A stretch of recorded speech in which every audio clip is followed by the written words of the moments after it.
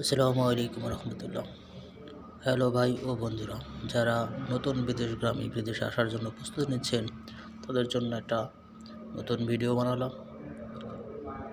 যারা building construction লাইনে কাজ করার ইচ্ছুক বা কাজ করতে চান, নতুন যারা কোনো কাজই জানেন না তাদের জন্য একটা ভিডিও।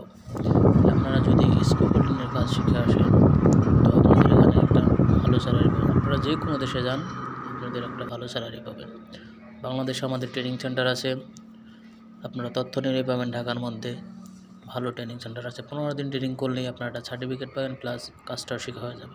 স্কোপ হোল্ডিংয়ের কাজ খুবই সহজ কাজ, যদি একটু সময় দেন তো আপনাদের একটা সার্টিফিকেট হবে, প্লাস কাজ শেখা হবে। আপনারা বেকার অবস্থায় বিদেশে আসবেন না। বিদেশে আসলে, বেকার অবস্থায় আসলে, কোনো কাজ না শিখে আসলে পরিস্থিতি খুবই খারাপ।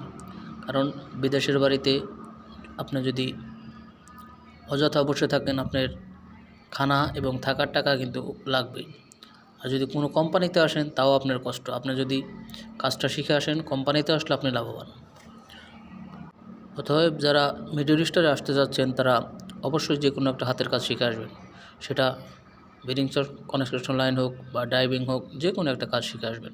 তো আসলেই ফলাফল ভালো রেজাল্ট কিছু পাবেন। ইউরোপ মহাদেশে যান, সেখানে গেলেও হয়তো 1 লাখ টাকা 1.5 লাখ টাকা কামাইতে পারবেন, কিন্তু সেখানে বড় অঙ্কের অ্যামাউন্ট লাগে যাইতে। আর মিডল ইস্টে গেলে আমাদের জন্য সৌদি, কাতার, বাহরাইন, ছোট ছোট রাষ্ট্রেতে গেলে হয়তো কিছু টাকা সেফলি যাওয়া যায়। সেই জন্য বলতেছি ভাই, আপনারা যে দেশেই যান না কেন অবশ্যই কাজ শিখে আসবেন। কোনো দালাল চক্রের মাধ্যমে যাবেন না, বা তারা যদি বলে ভাই আসেন কাজের ব্যবস্থা করে দেবো, এটা একটা ভুয়া কথা। কখনোই কাজের ব্যবস্থা করে দেয় না, নিজের কাজ নিজেকেই খুঁজে নিতে হয়। সেই জন্য ভাই, আপনারা যে দেশেই যান না কেন অবশ্যই কোনো না কোনো কাজ শিখে আসবেন। আপনাদের জন্য বিশেষভাবে অনুরোধ করলাম, আপনারা আমার মতো কেউ এই দেশে আসেন না।